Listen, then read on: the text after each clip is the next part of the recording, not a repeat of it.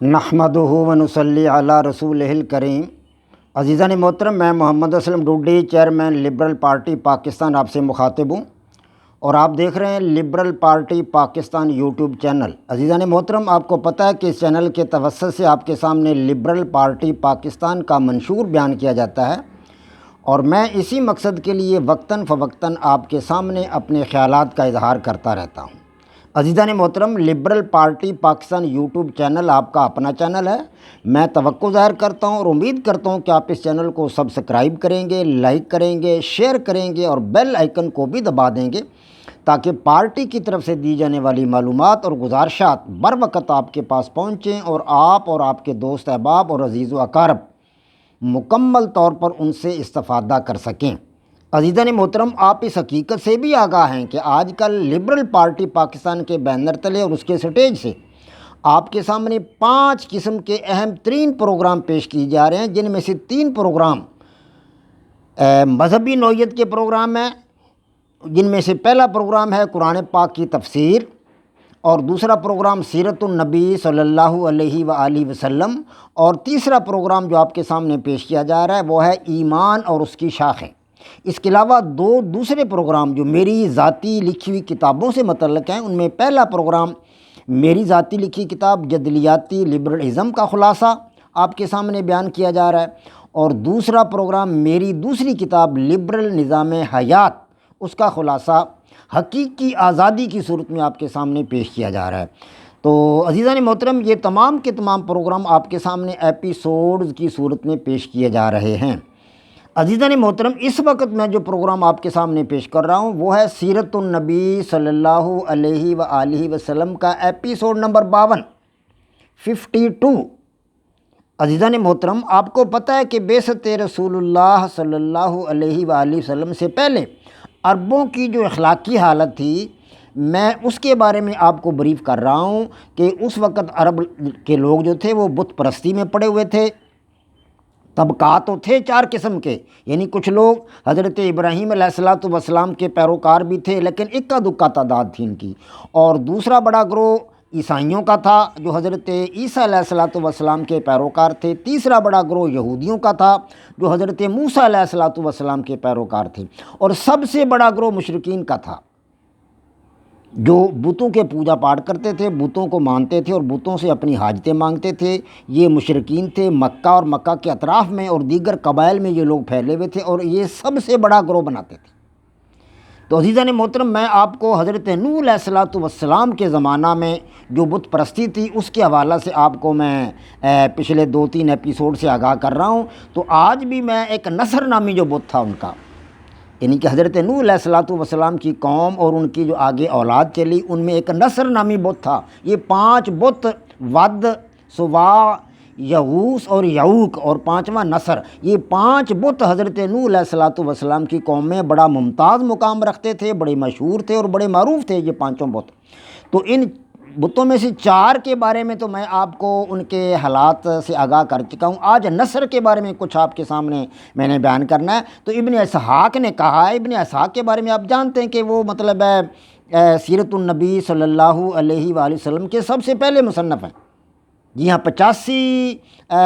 سال کے بعد وہ پیدا ہوئے، حضرت صلی اللہ علیہ وآلہ وسلم کی وفات کے بعد، نہ 85 ہجری میں پیدا ہوئے وہ۔ تو ان کا زمانہ جو ہے حضرت صلی اللہ علیہ وسلم کے تقریباً قریب کا زمانہ ہے۔ تو اس لیے ان کی جو روایات ہیں، انہوں نے جو بیانات دیے ہیں، جو انہوں نے سنی ہے روایات، تو وہ لازمی امر ہے کہ انہوں نے صحابہ کرام کے جو تابعین تھے یا تبع تابعین تھے ان سے وہ روایات سنی ہیں، تو لہٰذا ان کی باتیں جو ہیں زیادہ مدلل ہیں اور زیادہ قابل توجہ ہیں اور ان پر اعتبار کیا جا سکتا ہے۔ ابن اسحاق نے کہا کہ بنی حمیر میں سے ذوالکلا ایک قبیلہ ہے ان کا، بنی حمیر کا، ان کی ایک مطلب ذیلی شاخ ہے۔ تو بنی حمیر کی ذیلی شاخ ذوالکلا کے قبیلے نے سرزمین حمیر میں بلخا کے علاقہ میں نصر نامی بت بنا رکھا تھا۔ نصر، یہ بلخا کا علاقہ جو ہے یہ ملک سبا یعنی کہ یمن میں واقع ہے۔ یہ یمن کا علاقہ جو ہے، وہاں یمن اگر آپ کو نہیں پتہ تو آپ کو بتا دیتا ہوں کہ یمن جو ہے یہ سعودی عرب سے جانب جنوب اور مغرب یعنی جنوب مغرب کا جو کونا ہے، سعودی عرب کا جنوب مغربی کونا جو ہے وہ یمن ہے۔ ظاہر ہے یمن اس وقت بھی وہیں تھا، آج بھی وہیں ہے۔ تو یمن کا دارالحکومت جو ہے آج کل صنعاء ہے، اس وقت بھی صنعاء بہت بڑا شہر تھا، یمن کا سب سے بڑا شہر صنعاء ہی تھا، آج بھی یمن کا سب سے بڑا شہر صنعاء ہے اور یمن کا دارالحکومت بھی ہے۔ تو بلخا کے علاقہ میں نصر نامی بت جو تھا، اس قبیلے نے، جو بنی حمیر کا قبیلہ تھا، ذوالقلع ان کی ذیلی شاخ تھی، انہوں نے یہ بت بنا رکھا تھا، نصر نامی بت۔ تو یہاں تک کہ